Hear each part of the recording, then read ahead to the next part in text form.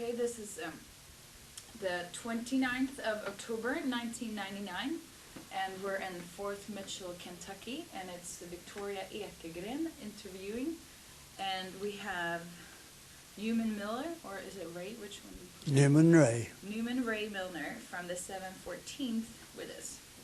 So you tell me, sir, when were you born? October the 29th, 1921. Okay. Which is actually your birthday today. Then. The birthday today is my birthday, that's right. And they've got to set up some kind of little party for me tonight. Oh, that's great. So, where were you born?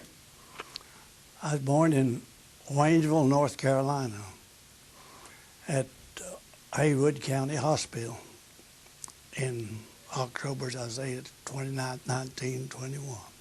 Tell me about your dad, first of all. Pardon? Would you describe your dad to me? My father? Mm-hmm. Well, he was a sportsman. He loved hunting. He played a lot of ball. He was an awful good ball player, a good baseball player, and he was a tall gentleman. He stood about 6'4", maybe 5, somewhere in that range. Very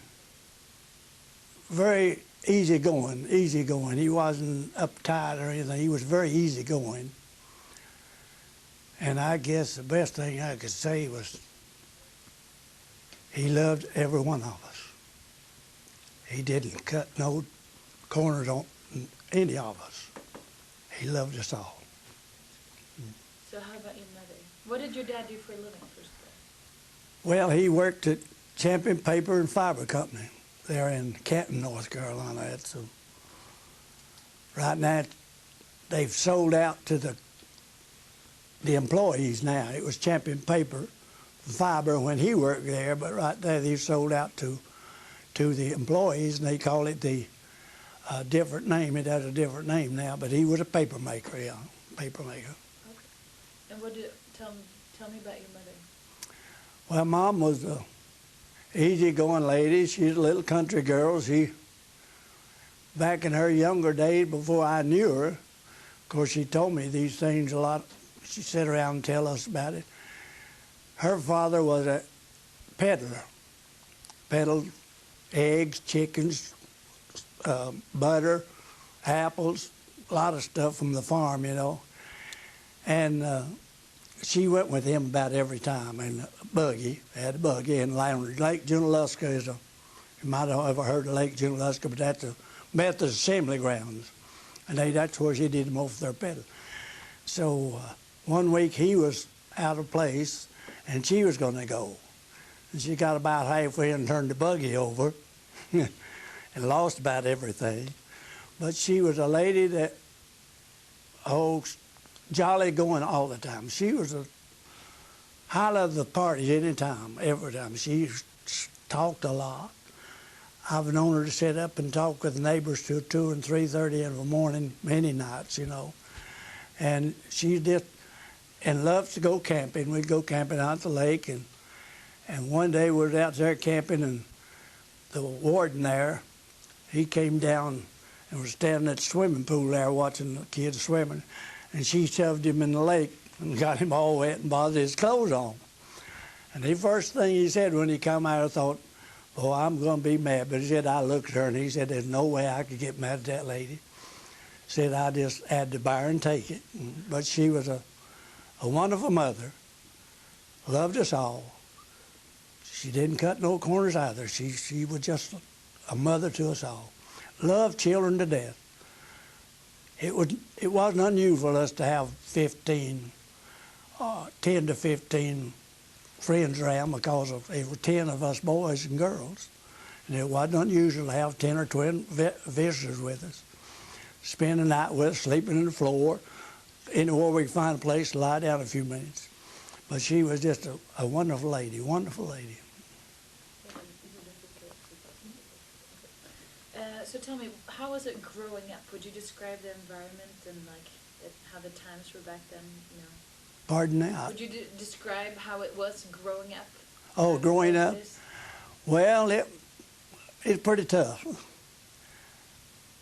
See, during the Depression days, my father was working at the paper mill, as I said a few minutes ago. It got till they had payoff in script. I don't know, you know what strip is. Strip, they just give you a little strip of paper. You go to the store, they had a company store there, and you go to that store and take up what little you could get on that strip there.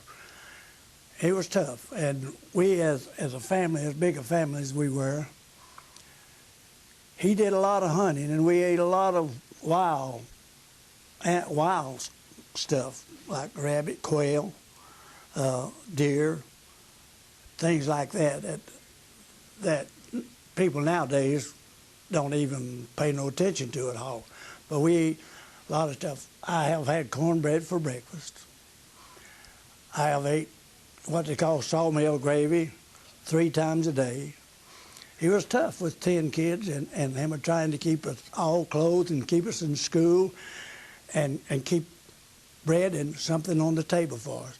But he, as I say, he was a pretty good hunter. He was a tremendous shot. He could shoot a gun. Yeah, he could shoot a gun. And we ate a lot of that, I say, we did. But it wasn't, we didn't pay much attention to it back then because everybody was that way, you know. Everybody, it wasn't just our family. Every family was having it tough back then. Nowadays, families don't have it tough. We all have a pretty nice home. We all have automobiles. We walked everywhere we went back then. We went to school. We walked. We came home. We even cleared roads out for my father to get from where the bus would bring him below the house about a quarter of a mile. We'd clean out with snow so he'd have a path to get back home that night. Things like that. We all had our chores to do. One week, I'd probably be up building the fires in the morning, getting everything ready in the morning. Next week, one of my other brothers would be that way. The girls would be up making beds, cleaning up and getting ready for school and all. And we all had our chores to go through each day, and we knew what they were, and we did them. I don't know today that I can say that's true for everybody today because so much of us, we spoil our kids a lot nowadays. We spoil them a little bit. I know I did. I guess I was one of the worst spoiling fathers that's ever been. I just loved them to death and could not say no to them. I just couldn't say no to them. My father could. He and my mother too. They were very disciplined. They wanted us to be nice kids, you know. My mother was we'd call them.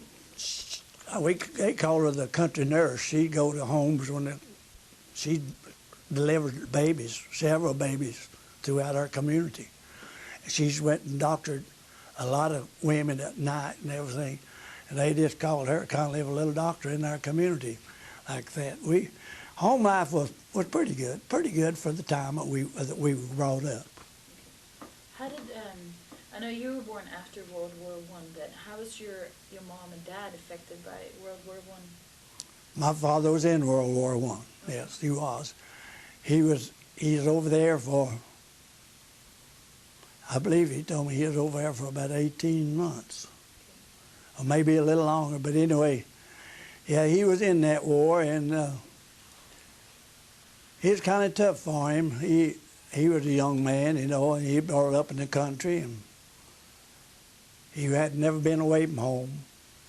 Tough on him when he had to go away from home, you know, be gone from home so long. But he never shunned his duty. He went on and stood up for his country and gave it all he had, and came back home in very good shape, very, very good shape. He wasn't injured in no way.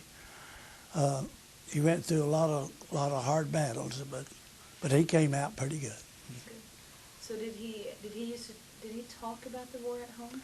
No, he never. He hardly ever mentioned it. Someone just had to pin him down to it. He didn't like it. They'd have to pin him down, question him, just keep questioning. But he never talked about it. No, he never did. Just sit down and talk, you know, about it. He wasn't that kind. No, he didn't. So when things start going bad in Europe, and you know Hitler is moving Oh, yeah. into Poland. How does that affect you in America? Well, we knew that time was coming that we was going to have to face the same thing that our fathers faced. We were going to have to go stand up for the flag. We were going to have to go represent our country. We knew that. I went to the shipyard and worked in the shipyard until I was drafted. Well, I wasn't drafted. I was to be drafted up in Newport News, Virginia. Instead of going with the crowd in Newport, Virginia, I wanted to go with my own crowd to home, so they wouldn't transfer my papers back home. I registered up in Newport, but they wouldn't transfer them. Draft board would not transfer nothing. I had to go back home, and I volunteered and went on with the next group, keep them having to go from up there. So I went on, but it affected us. What did you think about it? Like, what were thoughts running through your head? No, it really didn't. I couldn't. My father told me the morning I left. Excuse me. He said, "Son, if I could go for you, I'd go today. I know what it's like, and you don't." Excuse me. But I wouldn't want him to take my place. I wanted to stand up for my part of the old good old USA. How many brothers do you have? Had 7. 7. Oh, I had 6 brothers myself. There were 7 boys and 3 girls. Mm-hmm. So how many of you were drafted? 3 of us. A sister, she would join the Navy. She wasn't a drafted sister. She joined the Navy. And I had 2 brothers. That was 2 brothers, my sister and myself, that was drafted. Well, sister wasn't drafted. She volunteered and went on to the Navy. But I had 3 brothers that was drafted. I volunteered and went on, but I was to be drafted. I was in the draft. Mm-hmm. So, what year were you drafted? 1940. 1940. Mm-hmm. And you left from North Carolina? Yes, ma'am. That was Carolina. Camp Croft, South Carolina. But I left from North Carolina, but I went to Camp Croft for the mustering out. Now they sent us on to our different outfits, went on. Did you have a girlfriend at that time? Yeah, I did. Mm-hmm. Yeah, I had a girlfriend that I imagine that we were almost ready to get married when I went in. And I told her I was going to volunteer and go on.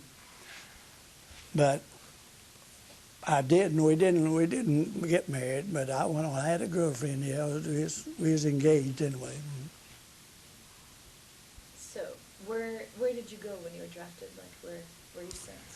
We went to Camp Campbell, Kentucky then. It's Fort Campbell right now. But then it was Camp Campbell, Kentucky, not far from here, maybe a couple 100 miles down here. But it was near, our nearest big town was Nashville, Tennessee. And a small town was Clarksville, Kentucky. It's set on the line, right on the line of Tennessee and Kentucky. Camp Campbell, Kentucky did, which is Fort Campbell now. But we were sent straight from Camp Croft to this training there at Camp Campbell, Kentucky, into the 12th Armored Division. It wasn't really a big outfit then, and we're just putting it together. We went in as a tank outfit, tank corps. We was in the tanks. And then they had the artillery. They had all the others that goes along with it, the servicemen, all your recon and all that stuff. But they finally built that up to where they got up to our standard. But we trained in Camp Campbell, Kentucky. What were things you learned during basic training? Basic training, we had to make expert on guns, on our gun rifles, expert on the pistol, expert on the sub-Thompson, we had to learn the tactics that we would be running in battle, which would be we'd run in a verted wedge, and then we'd run an inverted wedge, and then we'd run in line.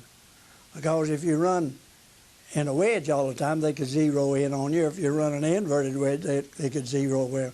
But if you kept switching and moving, they had to move a lot to keep your target. And so we learned how to change our tactics, do our different maneuverings, how to attack like in the woodland or attack out in the open field. It's different. If you attack in woods, it's a lot different out in the open. Out in the open, you're more seen, you're more clear. They can spot you more easier. In the woods, you blend in a little bit more. So we learned all that, and they taught us how to be soldiers, really how to be soldiers.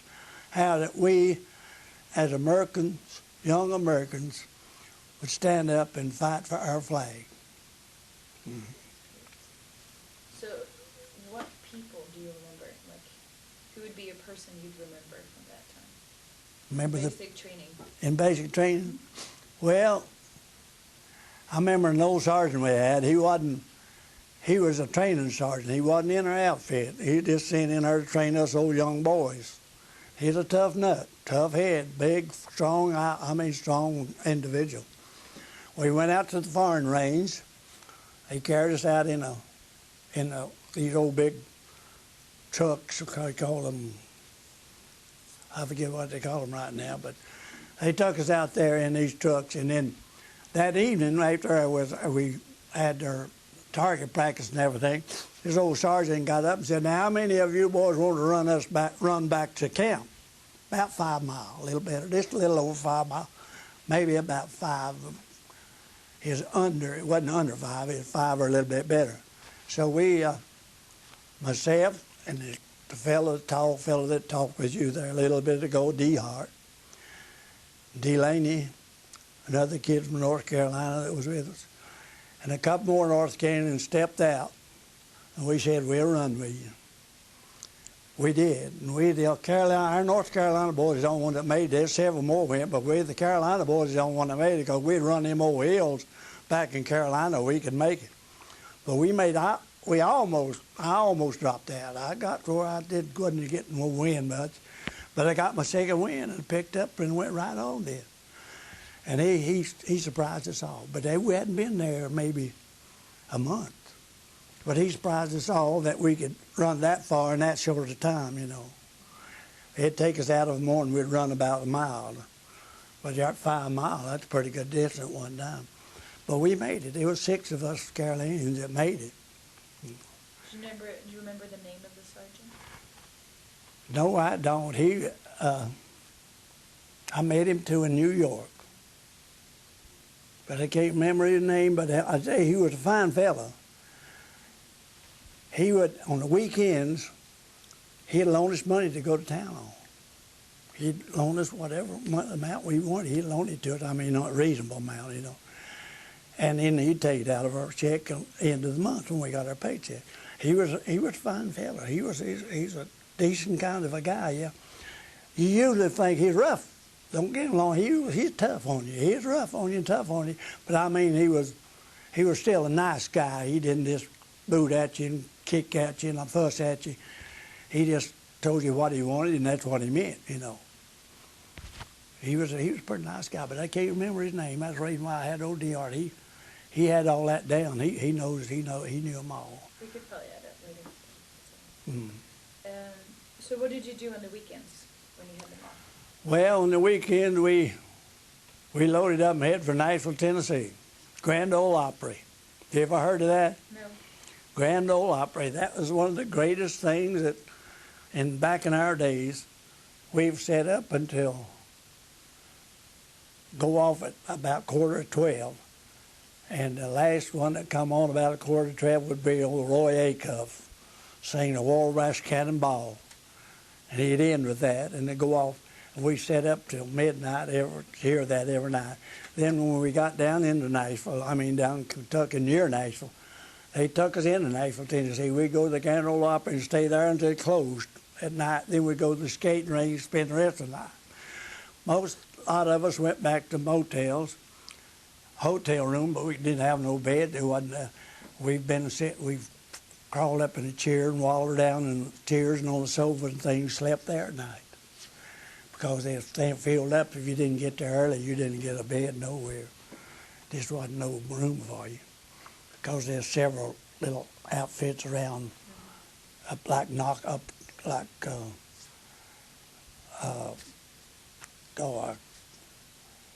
where they've got the old Patton's memo of Patton, old Patton. We soldiered with some Patton, General Patton. Don't we ever heard of him or not? But he's a tough gentleman. He was a tough gentleman. When he said take that town, he meant take that town. And when he said keep that town, he meant keep it. Don't pull back. You keep it at all costs. He was tough, but he was a fine gentleman. How about recreational events? I've heard about the baseball teams and stuff. Yeah, we had a good baseball team. Yeah, I played baseball all my life, softball and baseball. I was a catcher. And we had one kid out of our outfit was a manager of the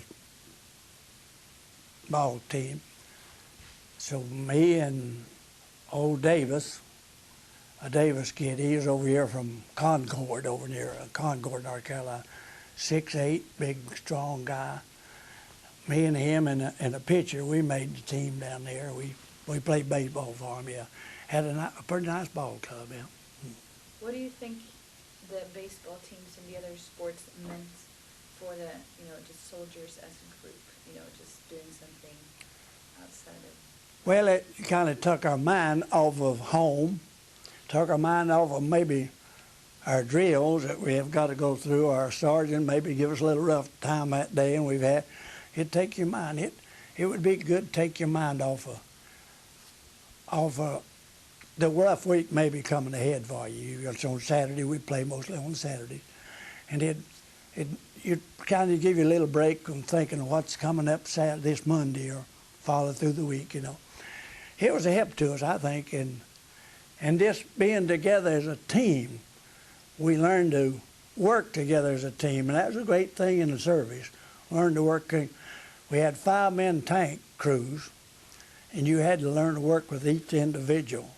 And that's the way with baseball. You got to work with each individual. And they taught us in that training that we learned a lot about working with maybe a different personality over here than this one over here is. Helped us out a lot, Did a great job for us, I think.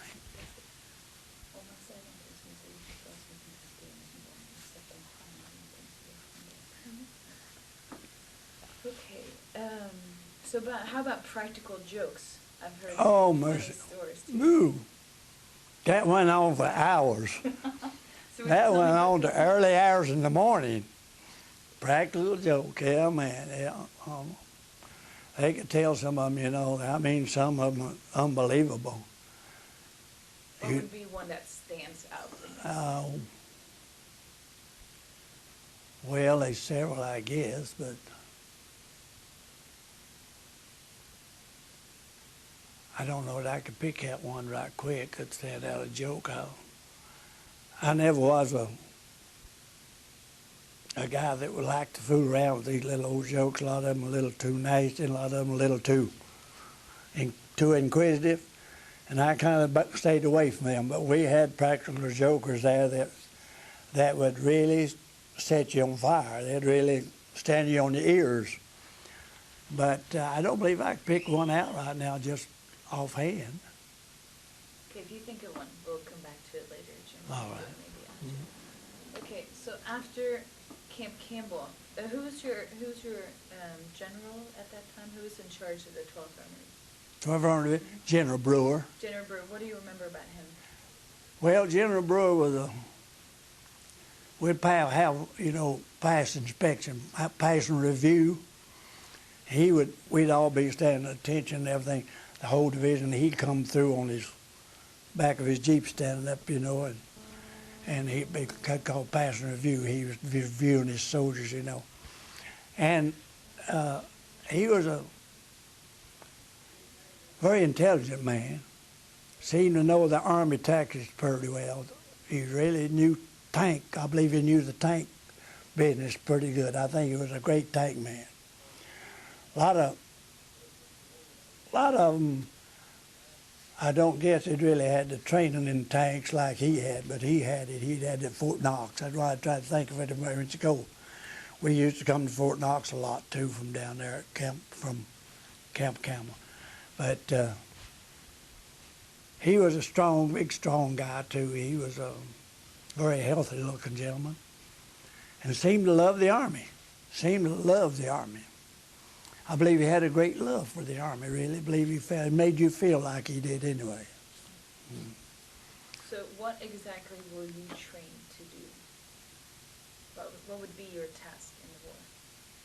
Pardon? What were you trained to do? Oh, I was trained in. I made expert in guns, all the guns, rifle, the 75. We had 75s on a tank. And then I was an assistant driver for a while. Then I took over as driver. I went into the war as a driver. I drove number 12. I drove the lieutenant's tank. I had a lieutenant. We had a lieutenant in the lead tank, and we had a staff sergeant as a rear man. And I drove Lieutenant Kissinger, as his name, my Lieutenant Kissinger, and I drove his tank. Mm. So after Camp Campbell, what else do you remember from there? You spent the Christmas there as well, right? Oh yeah. Mm. So tell me about that Christmas, first one. Well, I got to go home. Got to go home for Christmas, yeah. Some of them had to be there for guard duty and some for different things, you know, KP and one thing and another. But I got to go home for Christmas. That was my highlight, I guess, of the year that we spent 2 years down there, and I believe that's the highlight of my getting to go home first Christmas. I believe that's my highlight. Yeah. Go home and see all your old buddies and just get some good old home cooking. You know, that was worth it all. Get some good old down there cooking again. So who all was home when you got home that Christmas? Well, let's see. I had my sister she was in the Navy, and one brother that was in Air Force. Big Gerald was in the Air Force, and the other one was in the. I believe he was in the artillery brigade, I believe he was. Dennis. I believe he was there. I believe that. I don't remember their ranking though. They did. I think Gerald, he made he in the Air Force. He was one in the Air Force. I think maybe he made. He was a flight attendant or something that.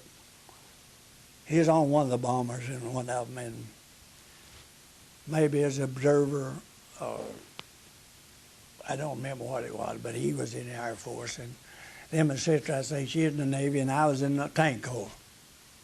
And then I had one brother that was in artillery. I believe he was an artilleryman. Mm. Okay, so then you come back after Christmas, and you continue. For how long did you continue your training after that? We stayed there I'd say we stayed down there in Camp about 18 months. Then we moved into Nashville, Tennessee at maneuvers. We were 20 miles this side of Nashville, Tennessee, coming back east. And we maneuvered out through Tennessee down in that country there. And we stayed on maneuvers, I believe, 4 weeks. I believe we were there 4 weeks, maybe 5. And we still went to Grand Ole Opry every week. They'd send the trucks out and send us to the Grand Ole Opry and skating rink. We did a lot of skating back in out of the skating rink. It's kind of on the east end, west end, of Nashville. And we'd go out there and it stayed open all night. We'd go out there and spend about the night out there, you know, a lot of times. So then you move on after that from Nashville. You go where? We moved back to Camp Croft. They pulled us away from the 12th Armored Division at that time. Your whole battalion, or? Our whole battalion, our 714th Tank Battalion. They pulled us away from the 12th Division. We were supposed to go overseas, go on overseas then, immediately. They put us back at Camp Croft, South Carolina, and General Brewer notified them that we wasn't ready for combat. He said, "Now they are part of my outfit, and they're really not ready for it." And our battalion commander, and I forget his name even, he wanted to go on, so he pulled away from us too and went on across, and went on with the crowd that's going. But they sent us all the way back to Abilene, Texas, loaded us back on the old flat cars, and I had the guard duty on them old flat cars, keep a guard station all the way down. Wherever we pulled in, I had to have a guard out on them. So they pulled us all the way back down. I think it took 4 days. We went from here back to Abilene, Texas. We stayed in Abilene, Texas about 3 months before we moved out and came back to New York and debarked from New York. But we spent down there I think it took us down there to clean up the barracks and everything down there, because that's all we did, to get cleaned up the place. But we cleaned the place up, and we got out in the field down there, and we'd have to dig a pit to put all our trash in, and they'd pour gas in that and burn all that stuff, and then we'd cover it up. And there's awful broom stages out there up to your waist almost, way above your knees. And when they threw the fire in there and it blew out, it caught that broom soldier fire, and it just about burned the whole outfit up. And our platoon, I was in and Raymond Rose and D. Hart was here. They all was drivers, and we got in them tanks and we circled that far, and we drove them with like a bulldozer drove with them old lateral. Now they've got power steering now, but we had to drive them lateral. And we'd get in that fire and pull that lateral and spin that and throw the dirt over on the fire. And me and one of the boys rammed together and busted one of the drive shafts in one of them. But we had a time out there in the field. But they sent us out there, and we had to clean them, that whole company up down in there where we were on at Abilene, Texas. Yeah. What would be the first thing you remember about Abilene? The first. What a scary looking place it was. It looked wild. It was a wild looking place, I'm telling you. We were out in the swamps, you know, that's swampland. It was not right now. They've cleaned up and made it a pretty nice place down there. But back then it was a swampland. It was awful. We thought, Lord, if this is the best they got, we better just go AWOL right now and leave here, you know. But we stuck it out and finally got out there in the field, and they'd send a detail in every day and clean up them old barracks and clean up the whole place around there. They cleaned up that whole campground there, yeah. So how did you live in Abilene? Abilene. Where were you situated in Abilene? Well, we had pretty nice barracks back then. They was pretty nice. They were filthy when we got there. I don't know who had been there, but they might have been sitting empty a long time. I don't know that. But they were filthy. Grounds was terrible.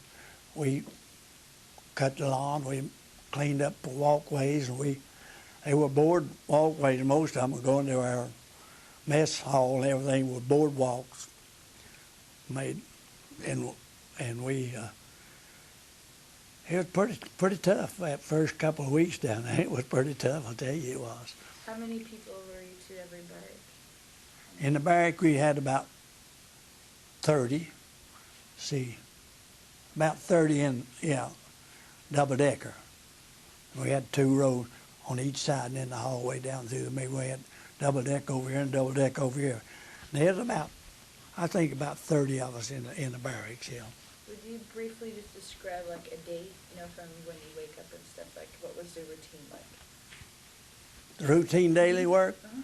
Well, we had to get out of there pretty early. The old sergeant had hit that door.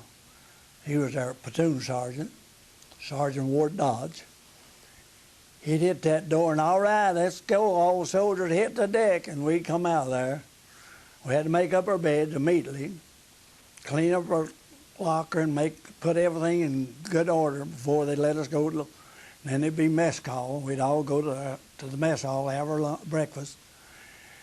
And then we had to go back, and, well, first we stood reveille.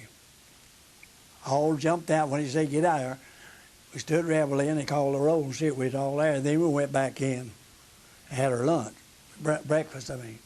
And from there, then, it was training all day long, tough going. I mean, they put it on us. They run us 5 miles a day, calisthenics, day in and day out. We were doing calisthenics, push-ups, all that, climbing ropes over pole bar poles and all that stuff. It's tough. It really, they're going to make a man out of us. There's no doubt about that. If you wasn't a man when you got there, when you left, you was. Yeah. It's tough on us, but we gradually you got into the routine of it, and after a while, you know, you didn't dread it too much, but you dreaded it for a while, or I did. I really dreaded it for a while. It's tough on us. But then you get so you just take every day as it comes, you know, and go on. How's the camaraderie between you guys? Pardon now? How's the camaraderie between you guys? Oh, well, wonderful. I'll tell you, a great bunch of boys, a great bunch of kids. I met some of the greatest friends I have ever, D. Hart, one of them. He's the one that came and drug me off of when I was wounded in the war. He come and got me. And it was a no-no. You wasn't supposed to leave that tank, but he come and got me. He come and drugged me and gave me his wound tablets. You can't ever forget someone like that. But they were a wonderful bunch of boys, wonderful crowd. And we had a few sots, and you see that in every crowd. Well, you know, sots, we call them, these drinking, want to raise a little racket all the time or want to be bully, you know. We had a few of them, but as a whole, we had some pretty good boys. We had a pretty good outfit. Our Company B was a pretty good outfit. Had some awful good leadership. We had a great commander, captain. We had a great bunch of lieutenants. We had a great bunch of sergeants. Our sergeants came from the cavalry. They were cavalry boys. They were older boys. They had been in there, and they came to us, came into the 12th Division from the cavalry because they broke the cavalry up, and they came to us. But they were great. Our sergeant was great. Oh, we had a few sergeants. I had one old sergeant. He was a buck sergeant, though. He wasn't a staff. But I had a kid not to roll me one night. He stole my pocketbook, came in. I knew he was getting my pocketbook, but I just waited, don't want to see who it was. And they had a big bonfire going out there, and I could see him as he left my tent. I was in my tent laying, and I could see him walking to the fire. And I kept my eyes on him, and I walked out there, and I knocked him clear into that fire pit. And that old sergeant, Sergeant King, he walked up and he said, if you got his wallet, he said, you put it in my hand right now. And he laid it in his hand. And he looked at me and he said, Milner, kill that SOB right now and cut his head off and take it down and lay it on the captain's desk. He said that, and he meant it too. He was no Texican. Tough, good buck sergeant. But we had a few of them like that, but there wasn't many. As a whole, we had a pretty nice crowd of boys. We had some fine kids. So what did you do during your off time in Abilene? Our off time in Abilene, we did, most of the time we played a lot of golf. Went out and hit on the golf, and we had a golfing range out there, and we'd go out and play a little golf and hit a few balls. We didn't play too much. We'd hit a few. We had to go off base to get on the golf course, but they had a batting range, a hitting range, and everything there. And we go up to the day room. They had a day room up there, and they had a lot of things going on. They had boxing, they had wrestling, they had music, they had gospel singing. They had just every kind of music you think of, because everyone didn't like gospel music. Everybody didn't like old country music. We all like a little different, but they had pretty nice stuff up at the where we go up to the club up there, the club there. We go to the club a lot. It wasn't too bad on the weekends. It was pretty nice, yeah. How do you keep in touch with your parents and your brothers and sisters? Well, we tried to write every day. We tried to write every day. I did. I tried my best to write a letter back to my mom and dad and my girlfriend at that time. She was my girlfriend. I tried to get a letter off every night to them. One weekend, I don't know why, that something came up. I was going home, and I sent a telegram home that I'd be home that weekend, and it didn't get there. And my girlfriend and my mom, we passed on the way. I passed going home, and they passed coming down to the camp. So we missed each other altogether that weekend. So I went home the next weekend, and I went up to the telegram office, and my telegram was still laying there. Why they had never sent it out, I really give them a blessing now. Why they didn't send my telegram out. I said, here I am passing my mother and my girlfriend on the way. Them were coming down to see me, and me are coming home. But that was a great experience to me right there, I'll tell you. I got thinking, you can't depend on postal service too much anymore. Back in now, it's pretty good now, but back in it was slow. Yeah, very slow. What are you thinking about the war? What are thoughts running, through your head when you're training? While we was training? Mm-hmm. Well, I just tell you, am I going to have enough stamina to get through all of this? Is my body going to take all this? Am I strong enough to take all this? Is my spirit high enough that I can believe in my body? And like when we was running back there, I was just about ready to drop out. I couldn't get my breath at all. But once I got my second wind, and I went right on. And that kind of bothered me. Is my body going to fail me, or am I going to still be strong enough to go through this training that we're getting in? It's early. Later on, things begin to ease up on you. As things progress, you learn a little bit more how to take care of yourself. You begin to not cut corners, but you begin to do the things that you could gain from it, instead of cutting corners or anything. And keep your body moving and keep your body from failing on you. What is that keeps you going at that time? My spirit. Yeah. The man upstairs, if it hadn't been for him, I'd never made it through. No. When I lie on the battlefield, bleeding, blood running down from my body, my mother was sitting right by me praying. Yeah. I could hear her. People don't believe that, but I did. I heard her. But my spirit kept me going. Yeah. Without that, I could have never made it through. I'd never made it through the training. My body wouldn't have made it if it hadn't had the Spirit of God within me. And things like that, some people may not believe that, but it's the truth. Without that, I was a lost man. Mm-hmm. And since then, all the way through my life, I've tried to put him first. If I could get up every morning and say a prayer, I was happy. If I could get up every morning, I was happy. I could say a prayer, I was happy.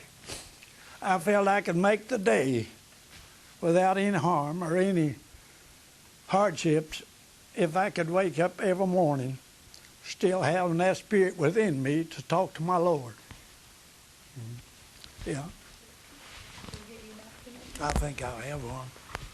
I just can't get to them. Old hands got burnt, and I can't do much with them. But that's one thing I tried to do. I tried to stay with my teachings. I was brought up when I was 7-year-old. I'd go down to my grandmother's. I loved the country. I loved the country life. I had a horse down there that I loved. I rode all weekends and everything. And the summer months out of school, I'd go down and stay with my granddaddy and grandmother and ride my horse and have, I just loved the country. And when I was about 7-year-old, I believe he was, I'm longer than that, don't maybe I was 8. Anyway, my granddaddy said, Marzell, that's my mother named, just let him stay with me and I will send him to school down here. I said, just leave him down. I'd run off. I'd run off and go to my granddaddy's, not go to school. They started me to school, I'd go to my granddaddy's. So they said, all right, and then I never missed another day of school. I was present every day then. From then on, never missed another. But before that, I'd run off from school and go to they'd have to come and get me. I'd be down with my granddaddy. And my grandmother sat by the old fireplace night after night. She'd read me the Bible. The first time I ever heard about, I don't know if you even know about it, but old Samson was a character in the Bible that was as strong as the strongest man that's ever been. And she read me that story, the first I ever heard. Ruth, in the book of Ruth, the love story of Ruth, her life, she read me that story the first time I ever heard it. It never left me. When she read that, and I was about 6 and 7-year-old riding along that little line there, and she'd read by the fireplace because we had kerosene lamps. You only had about one of them because you couldn't keep lamp oil with oil, Back then, my grandmother, they didn't give us an egg on. We got one egg maybe on Sunday, maybe once a month on Sunday. That was their trading material. They bought their coffee, their lamp oil, kerosene oil, what it is, we call it lamp oil because we put it in our lamps, and their sugar and matches. That is what they bought. They traded that for their eggs and things for that. Or a chicken, pick up an old hen and take her down, and they'd get maybe a little something extra for you. But we probably, and I remember that it was a good life, though. I loved it. I just loved it, and I just went there and stayed with them. And I grew up down there with them. I went to school down to high school from there. And from there, I went into Newport News, Virginia. That's when I went to Newport News, Virginia for the shipyard, yeah. But my early life, it was a good life, real good life, yeah. A whole bunch of us would get together on the weekend. We'd ride horses. We'd go up to the trails back in the mountains, and just see the world. So back in Abilene, when did you leave Abilene? We left Abilene 40.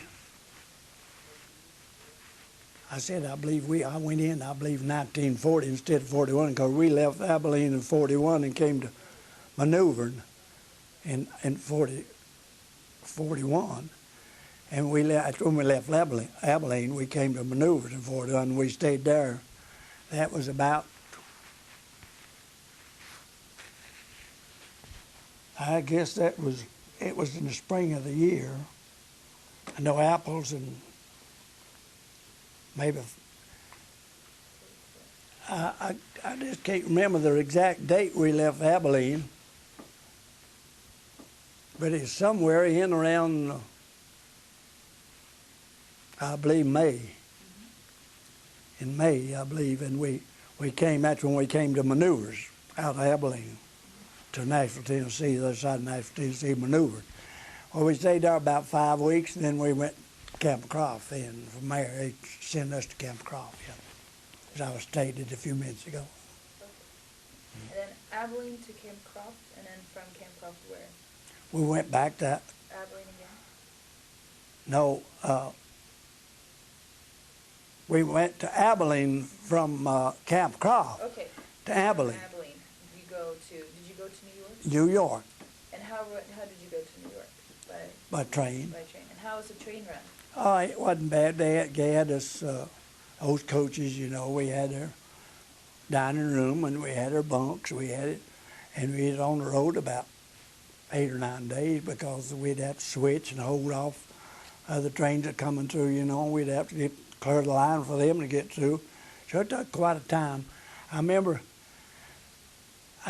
we stopped in Asheville, and I went out and posted guard, and I told the switchman that if he switched any of my cars off, I had to know it because I had to post guard. There had to be a guard on them things. We couldn't leave them there. And as we were pulling out of the yard there in Asheville, North Carolina, that's 28 miles from my home. And I noticed two of my, four of them, two on each flat car. And I pulled a chain on them. Reached up and pulled a chain on them.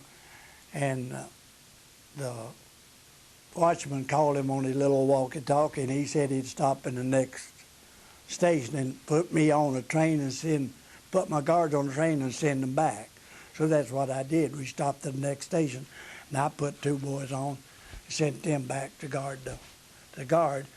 But we coming into Asheville, we couldn't make it. We had to send and get another engine. We had two and one at the back, but we had to send and get one another and come in to help us. They had to have four coming up out of Tennessee into Asheville. It's a pretty good climate coming up there. So they had to have a little more help to get us on out there. So how was New York the few days? Did you have any time in New York before? Yeah, we went into New York. I went in only one night, but we went in there. My wife, I guess she'd break my neck right now. We went in there and we were looking for some kind of a party, you know, or something to go to, or a club. And this there at the bar, he said there's a 2-for-1 club. He said that's where twos can enter for the price of one. And he told us where it was. Anyway, we went on the street and grabbed a taxi and told him we wanted to go to the 2-for-1 club and what street it on. He took us there. And the girls that was working in there, they wanted to take a picture of us, and there were 5 of us then, 5 of boys. For the Life Goes to a Party, that was what it was in Life magazine. Life Goes to a Party, that was what it was. You couldn't tell my wife that at all. There's no way you could tell. They made pictures of her and sent them home.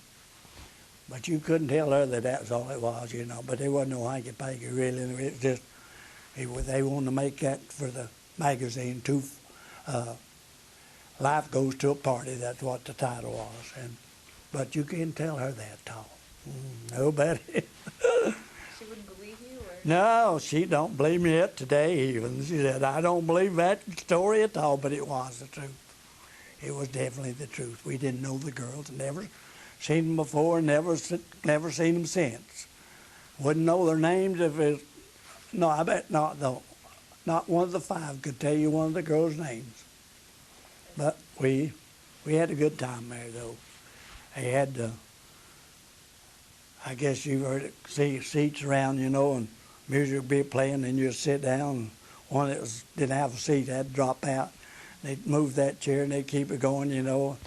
We had a lot of fun there that night. They had a lot of games to play like that, and all different games that they had. But we had a good time, yeah. What ship did you go over in the Atlantic? Oh my Lord, I couldn't tell you that name. That thing was that long. It was a little old. It'd been a little old cattle freight, hauled cattle in, and they made it into a troop ship, small. It wasn't a large ship at all. It was a small kind of a ship. But I can't remember the name of that thing at all. Wished I could. How was the ride over? Pretty rough. About 2 days out. I had to close the hatches. We had a pretty nice kitchen and dining room, pretty nice dining room when we debarked. We had pepper, salt shakers all on the tables and everything. Were pretty nice. But about 4 days out, they was all in the bottom deck. It rolled out the doors and had boiled eggs that morning, and you had to dodge. There was boiled eggs flying everywhere. That ship would roll.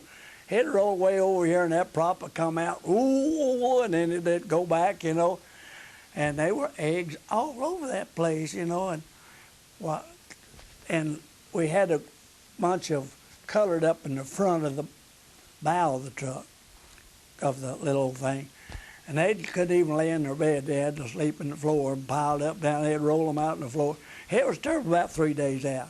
We lost one ship with the rudder, lost the rudder. Prop, what we call the prop. We lost one, but they called for SOS, and they got another ship out. They told us when we went into England that they'd transferred them over in this other ship, and they were all safe, and they called us up in England. But it's rough a few days out there. How many were you on that ship?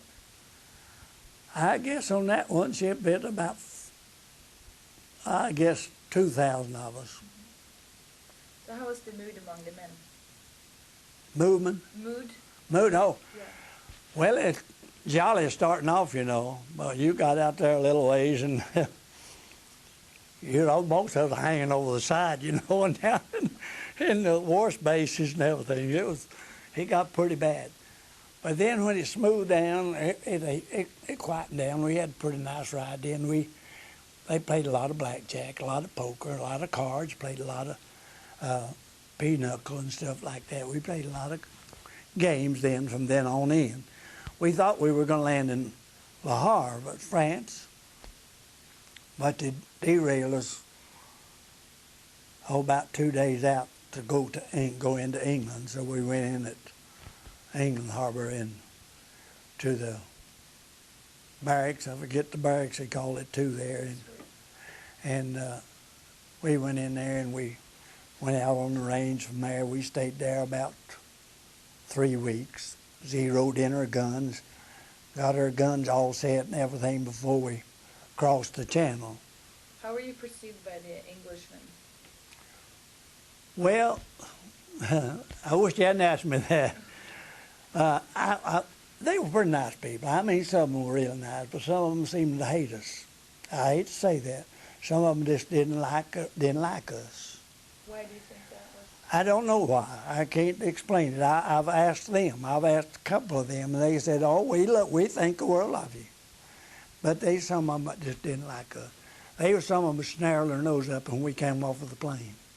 We went back there in '71. My wife and my daughter is with us now. We went back there in '71, and they snarled their nose up at us. Called us little rich Americans, and we wasn't rich. I guess I was one of the poorest one of the bunch. But but most of them, I'd say as a whole, they were pretty nice people. Yeah, pretty nice people. And how did you go over the channel? Tell me about that. We crossed the channel on an old LST, front lights down, you know, and we drive on. We drove on, and we got about our first 2 front echelon got onshore, got off, but the rest of us were blocked. One of them hit a mine, so they blocked us out on the channel. We sat out there about 2 days till they swept the channel again and got it clear again before we got to go on in. And when we got to go on in, then our kitchen they went in on the first wave and that done gone on ahead. So it about 2 more days before we really got a good meal after we got on land. But we went in on those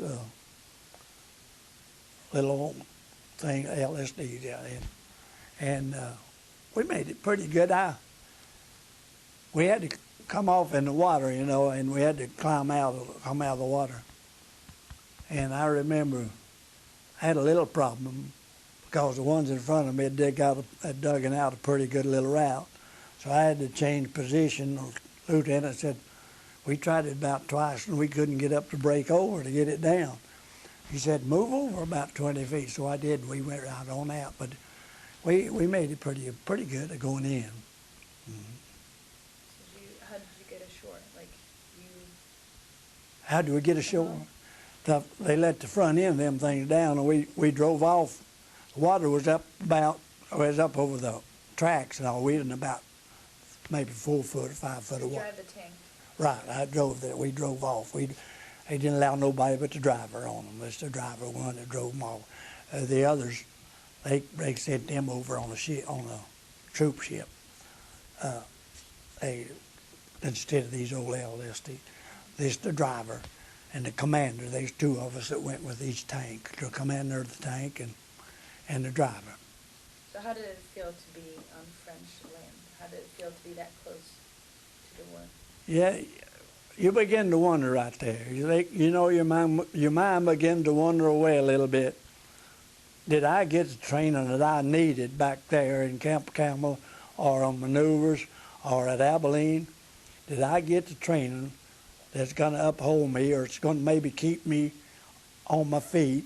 It's going to keep my health, or am I going to lose it, Is my head going to stay screwed on right, that I'm not going to lose this thing? You go to wondering a lot of that. Yeah, I thought a lot about it. Am I going to make it on this French soil? You felt different. Even in England, we felt different. We went down. They took us down to where that was bombed. All that in there. Those bombs they sent across there tore that village. All they tore it, flattened it down, flattened it. They took us down. You see that, and your mind goes back to those pictures as you've seen of that England that was torn up, and your mind goes back, and you wonder. You begin to wonder. Yeah, am I on French soil where I'll lose my life, and this is where I'll be the rest of my life, right here somewhere tore up over here in France, and never see none of your folks again. You begin to think about a lot of that stuff, but you just got to bear it and grip it, and just, as I said a little while ago, talk to the Spirit and keep going. Keep your head on your shoulder, keep it on right, and go on. Yeah, the lieutenant, he helped me a lot. That Lieutenant Hesco was a fine young gentleman. He's from New York himself, short kind of a kid. He just barely did come up out of the turret of the tank, barely. But he helped me a lot. Yeah, he really did. Those old tanks, when you get into battle, we're looking through a periscope. They were about 18 inches long. You slid them up through, you were looking down there, but actually seeing out 18 inches up here. And you had to turn them things to see. They turned around, switched in there. If you're going this way, you had to turn that periscope and look this way or that way or backwards, And I remember the first time I went into battle, the first time we went into action, we had fire. I got the first one I got was right in my periscope. I thought they'd shot my eyes out. I thought they'd blinded me for sure. Lieutenant hollered, "Slap you another one in there." So we have them on the air setting. I just grabbed another one and pushed the button, it dropped out, and I slapped the other one back in. I said, "No, I still got eyes, let's go." But I really thought I'd blinded. Yeah, I did. I really thought I'd blind. So where were you first in combat? Do you remember? Well, we went into combat first in the Maginot Line. And the Maginot Line was a line between Germany and France. And it was built to protect France. All the armor was in facing Germany, facing the Germans coming in. So we had a clear shot, all the openings at the back. We could throw right in the back doors of them old pillboxes and all was in there, because all the armor was in front, but we were going in, So we were going in, and the first battle we went in, and we moved up to an old farm. We pulled in this farmyard, and we was going to have a lunch, and we hadn't been in there 15 minutes. We had just left. Me and my assistant driver, we hadn't gone over 100 feet till they hollered, "Mount up." We broke through, and we had to go plug the hole. So we didn't get to eat anything. We had to go right back and get in those tanks and move out again. And it took us about 4 days there, but we got back into the bivouac area. We had breakfast over the next morning on up the line. They'd catch up with us, and Lydia fixed us about a breakfast pretty well, pretty nice, yeah. But that first battle we went into was an imaginary line, they called it the imaginary line. That was going in toward the Rhineland. So did you meet French people? I guess you did. How did they encounter you? Oh, they loved us. They really did. I had no friend that after I was wounded and sent back, I was sent back to a little old detachment that was in Reims, France, that was building. They were upkeeping and building. They built a laundromat there to laundry all the hospitals,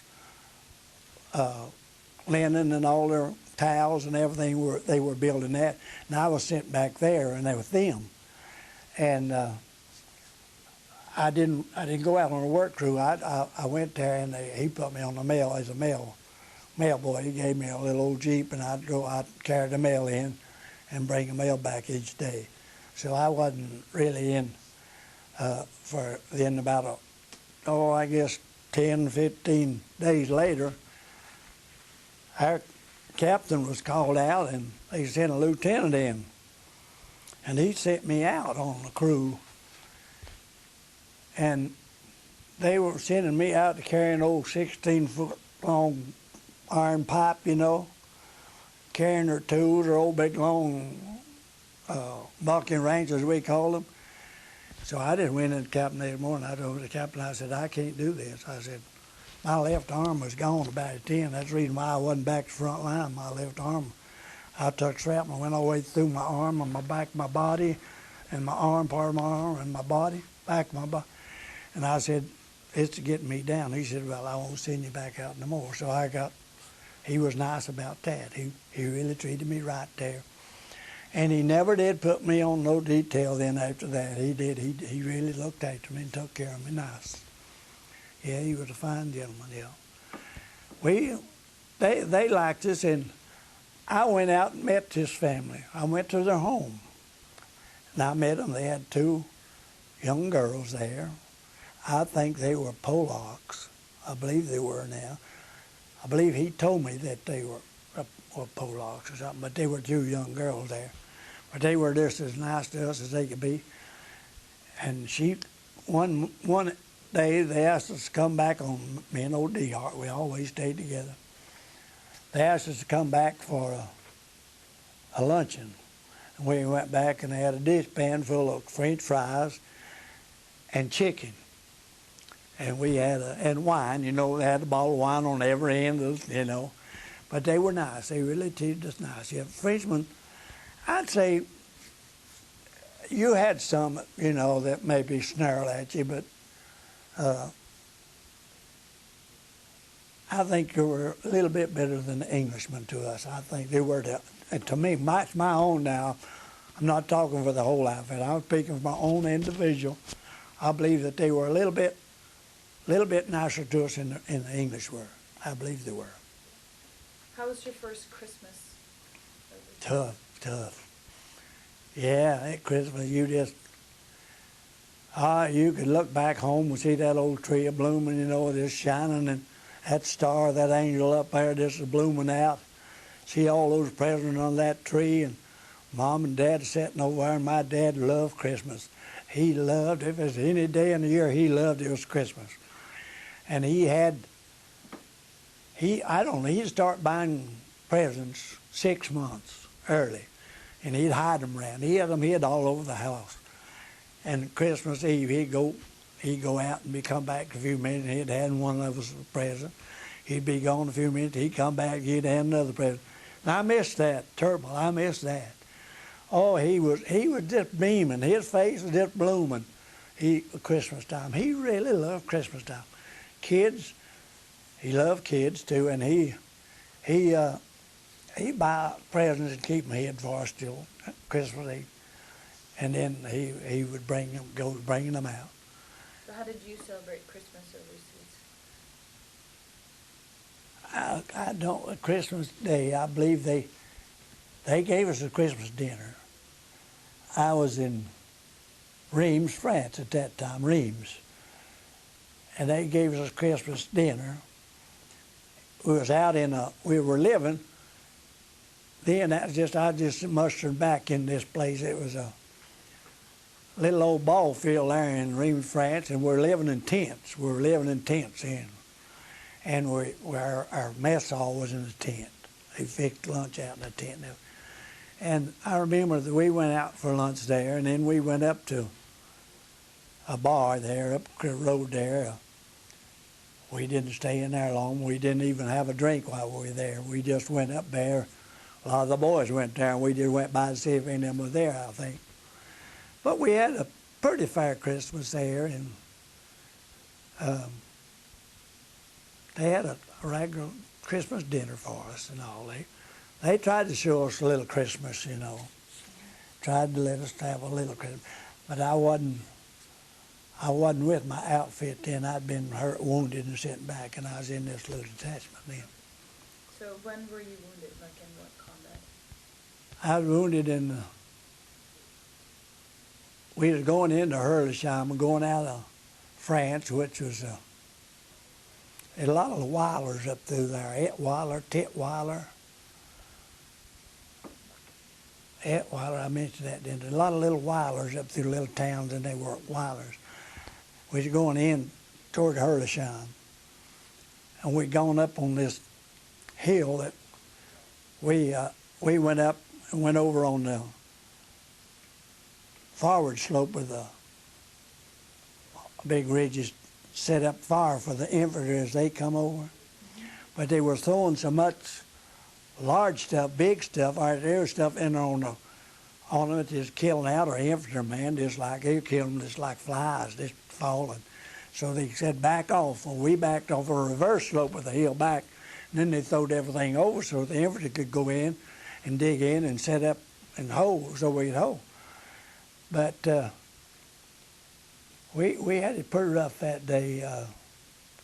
I was driving up out of the tank then, and I don't know why it was, but I was, but I could hear the guns coming. You could hear them whistling, and I could just hit a button and my seat would go down, so I hit that button right quick and I got down inside. But that was the last time I tried that, going in, on button. But the tanks was pretty rough over there. They were pretty tough over there. Our 75 was nothing equal to their big gun. Their big gun would penetrate our tanks without any question. They'd penetrate our tanks. But later on, they welded a bullnozer blade up in front of our tanks, which would give us a little more protection, a little more armor, which helped out. But their 88 was deadly. Their 88 gun was deadly. Yeah. So what happened? That happened. No, but you were wounded, right? Sorry. I was wounded there I believe it was Etweiler. I believe it was. Now I believe that's what's on my discharge. I believe it was Etweiler. There's a Etweiler, and a Bullweiler, or a lot of little Weilers, but I believe it's just outside of the Rhine River. We hadn't crossed over. They crossed that afternoon, but I hadn't crossed over yet. Right near the Rhine. Okay. So what happened? We were called up, the lieutenant and I, up to the captain's headquarters, where he, up to his car, he had a Jeep. He is going to explain to us our taxes, the way we was going to go in, how we was going in, where we was going in, or where we was going to start out, what we was going to change to all up. You had to get all that in your mind, which way we was going to run. So when you went into battle, you knew what to do. You know when to change or inverted wedge, and we'd gone up to receive our instructions, and that's what it was, instructions. And as we came back, I got within about 30 foot of my tank, and I heard one, and I didn't know really didn't think much about it, but it fell way over me, you know, and when it blazed up, I knew what it was. So I ran as hard as I could go for my tank. I got up, I almost get in, but I heard nothing coming. So I jumped off and dove under my tank, kind of under the front of it. And it went over me. So I jumped up and I got back up and I heard the other one going. I dove again. It came in front of me then. So I knew I was pretty well set then because you get one over, one short. They know how to graduate that so they'll get you next one, you know. So I tried to make my way back in as quick as I could, and the lieutenant, he didn't make it.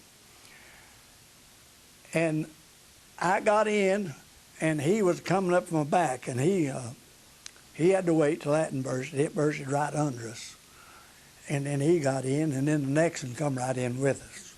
And he got it all through the stomach.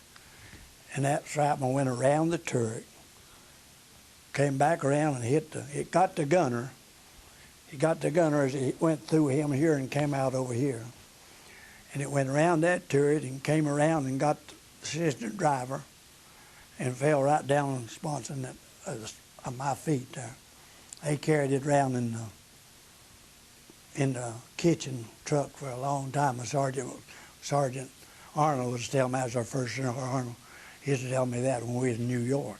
He used to tell me, he said, he'd carry it around with that in the kitchen. And I'd had an old, one of their bags, you know, them old duffel bags we had. And we had it tacked up in the corner, and all of us in that barracks, our chain, we'd come in, maybe the night would be down at the bar, down at the PX, one thing. We'd throw over pennies in that duffel bag, and I guess we had half a bushel in there. And he said they carried that around in that kitchen truck for a long time, but he didn't know what happened to it, he said. But I was hit there, and the little gunner, he was shell shocked. He didn't get, the gunner got killed, but the gunner was a loader. He was a loader, we called him. He was shell shocked, and he still is now. I met him in St. Louis, and he still just jerks all over like that. You know, he was shell shocked, yeah, from a blast from that turret. They welded a 26-inch piece of raw iron on that hole in that tank and sent it back into action. And the gentleman that took my place was killed the next morning. So if I hadn't got it that day, hit that day, I'd have been number one the next morning. So where were you hit again? No, I wasn't hit. When D-Hart came and got me when I was hit.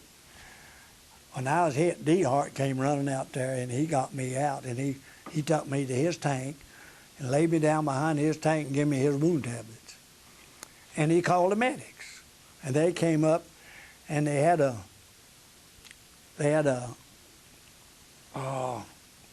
stretcher that laid on that Jeep, across that Jeep, and that's what they hauled us back on. They laid me up on that and hauled me back. We went back about 25 miles, and Sergeant Arnold was there. And he said, "Have you got a tanker in there?" And they said, "Yeah, we got a tanker in there." Who is there? Old Milner. Yeah, old Milner, yeah. So that's the last time I spoke to him, and I met him in New York then, after the war, and about 5-7 years after that. So how were you hurt? How bad was I hurt? I took shrapnel through my whole body. It went through this left shoulder here. It's in the shape of an L, about like that. One part was long, one is short. And it struck this way. The short piece was down here, the long piece here. As it went through, it clipped my lung, just clipped it, and came out my part of my body and part of my arm here on the back side. Went clear through me. And it's white hot. It goes through that shrapnel. It's white hot. It's white hot. And it burns the flesh. Every bit of the flesh that goes through it just fries the flesh. They have to trim all that off, so they had to keep it open for about 2 weeks and keep that. They had to go in there every 2 days and trim that dead meat off and keep it till they get it cleaned out. They kept tubes in there draining it, but they had to clean all that burnt flesh all out there before they closed. And then they went ahead. That was about, I guess about 10 days when they closed in. But, and then I was put in a body cast from my waist up. It was put in on my hand. My hand was the only thing that was out. And I wore that cast for about 4 months, I guess. So you stayed in France? Yeah, I stayed in hospital at France. They sent me to the field hospital first, and they kind of got me fixed up a little bit, sent me on to the regular hospital, you know, to the one there in France. And what they call the old bed check Charlie, we call them the meat wagon. They come with the meat wagon and got me down there at the field hospital, was going to take me to the main hospital. And it was nothing but the Red Cross wagons, you know. And they strafed us, the planes strafed us that day, and the drivers all jumped out and hit the water ditches and left us sitting there wide open on that road. But they missed us, but they hit the hospital that day. Just before they hit the hospital that day. And that made them very mad, you know, when they hit a hospital. We didn't like hitting people like that. It made them very mad, so they sent every plane they had everywhere in there and really laid it to them that time. Yeah. So did you get sent home after? No, I was due to come home. They had me lined up to come home, and they sent me to Camp New Jersey. But they said, we've got our orders all cut, are all sealed and everything, and we just can't take you. So we sent me back to the little old company I was in. It's just a little old detachment. And I waited 2 days, and they sent me to Camp New York. And there, they said the same thing. You're late, you're too late, we just can't take you. So they sent me back to camp again, and I got real riled up, and I took off to Paris and stayed down there a couple of weeks. They finally sent a sergeant down there, and I was going to the service club there for servicemen. That's where I was when he came and found me and took me back. And he said that we got a way for you to go home now. So then he sent me to this other, I believe it was Camp Schwab or something, Camp Schwab, I believe they called it. And I got to come home with that crowd, yeah. When was that? That was in 1945. Had the war ended? Yes, ma'am. Mm. How did it feel to be back in America? Oh, mercy. When you see that great lady, you know, oh, your heart boils. When you see that great lady with that old torch burning, oh, your heart, you're just in jubilee. It's a feeling I can't express. It's so great to be back in your country, back where you belong. I thought we belonged here. It was just great to see that. Last thing we seen when we left the harbor was that great lady with that torch, you know, and the first thing we seen as we came back in was that great lady with that torch, yeah. And we just done delayed it, that's all it was of it. Couldn't have been more happier in my life. Even my wedding wouldn't clash with that, because that was one of the happiest days of my life, to be back on old American soil, yeah. Mm-hmm. So tell me about when you got home. Got home? Mm-hmm. That's another long story. I taught young people's class in my church for 25 years. I had the young people's department. And I told them, I said, when the war ended over in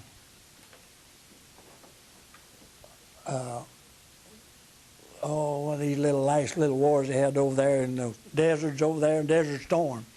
When the war ended over there, when the boys came back, they all met them at the county line, Buncombe County line of Haywood County, and they prayed them. Prayed they had bands and everything, prayed them all through. Canton was a little town, Clyde was a little town, Waynesville on into Bryson, Silva.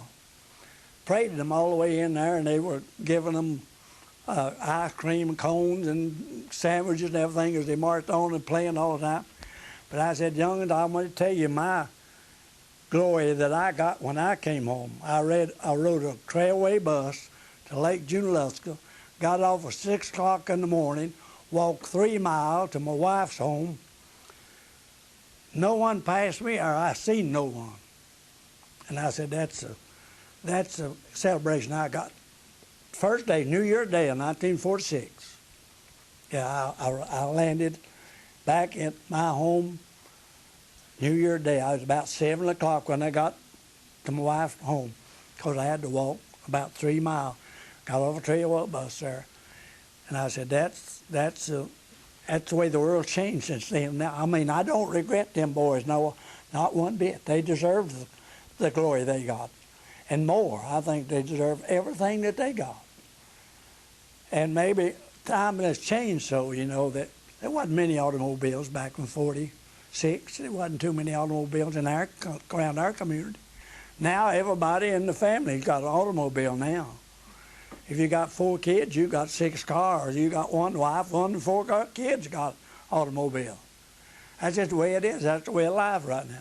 But that kid has a way of life. And I had to walk 3 miles. When did you marry your wife? 4th of July. What year? Was it before the war or? 1941. 1941. Just before I went overseas. Mm-hmm. So you married the same girl that you... Same girl, been with her 55 years. A man ought to have a Purple Heart for living with a woman 55 years, oughtn't he? No, I wouldn't take nothing for it. I wouldn't take. Great woman, great mother. So tell me about your marriage. My marriage? Mm-hmm. Well, we were married in South Carolina. And I told her, I said, we went to a Justice of Peace. And I said at our 60th wedding anniversary, we were going through our vows again in the church. But my brother took us down to South Carolina. We were married to South Carolina. Gullett, old man Gullett was one married. And we came back that same evening, and my brother owned a place over in Canton, and we stayed at his. He's going to his father-in-law's that night, so we stayed at his home that night. And the next day we went back to her home and stayed the day with her parents. Then I had a first cousin that lived back in the mountains. She was back in the woods, way back in the woods. We went to her house the second night and spent the night with her. And I said, we had a long honeymoon, about 24 hours, and we were back to work. But we enjoyed every minute of it. And we've enjoyed every minute of it since. She's given me 3 great kids, great young ones, and looked after me. For 14 months, I couldn't feed myself. I couldn't wash myself. I couldn't bathe myself. I couldn't put on anything. I couldn't shave. I couldn't even pick my teeth, blow my nose. She did it all, 14 months. My hands were pinned down here, and I had to go in and cut in and remove the calcium and everything in here and cut them in here and get them moving. Like they did the fingers, they cut them in here trying to get movement in them. They did. But she had to go through that. She sat at my bed 70 days. She had to go home 2 days. They called her one morning, they found her brother dead in the bed. And she had to go home and bury him because there wasn't no one there then to bury him. She went home and buried him, but she came right back. And but she's right there for 70 days. And then 28 days over at Tom's Rehabilitation Center in Asheville.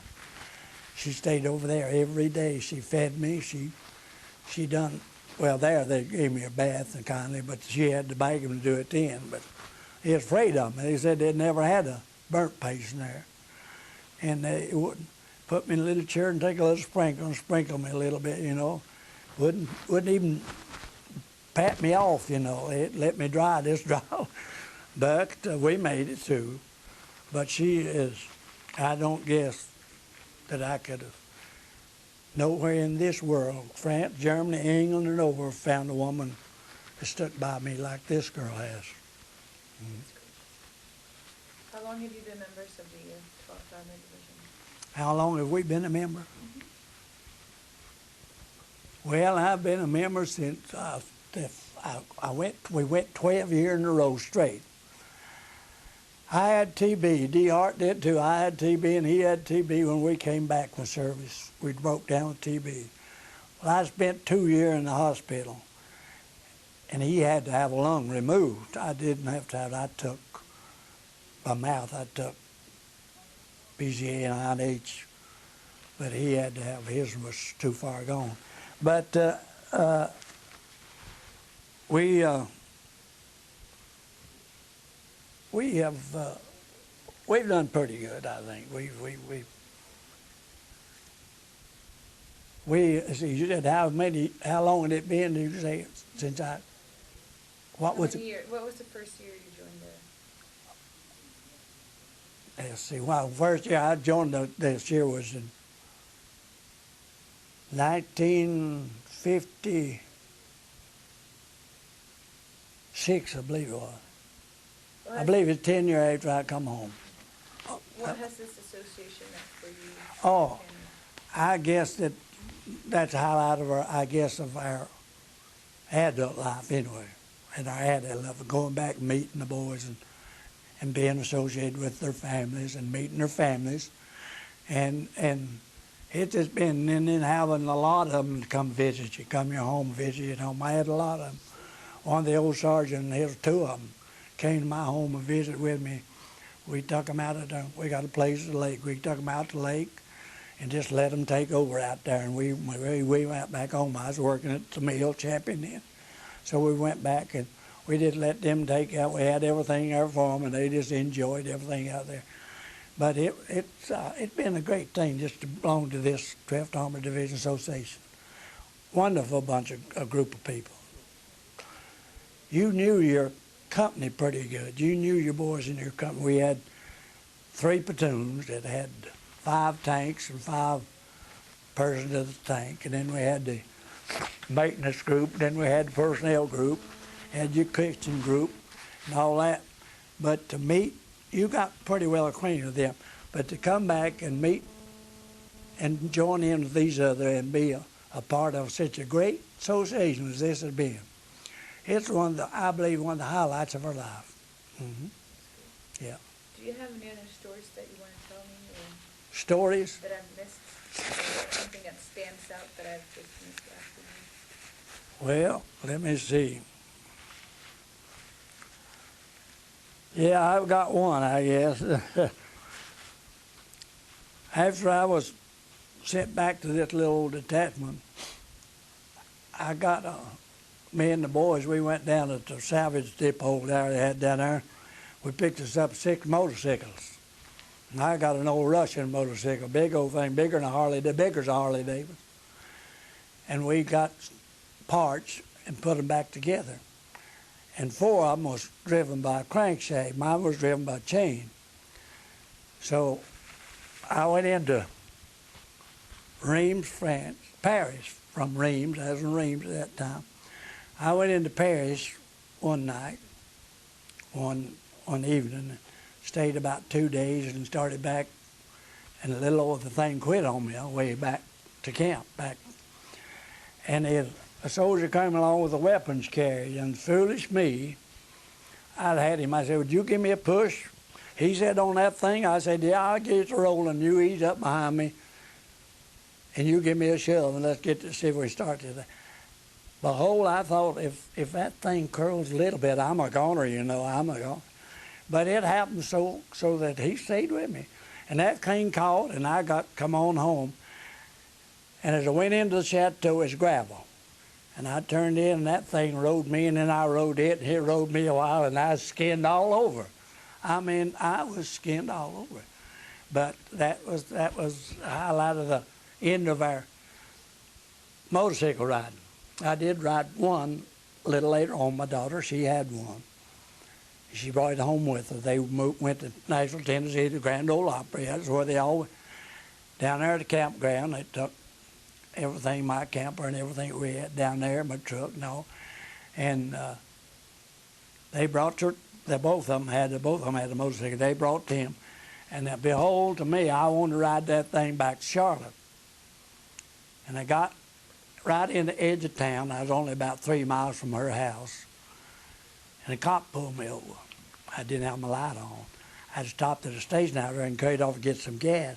And I just forgot to turn it back on. I said, listen, mister, if you'd give me 10 minutes, about maybe a mile and a quarter out there, I'll get off this thing, and if I've ever caught on one again, I hope you hang me, because I'll never be on another motorcycle.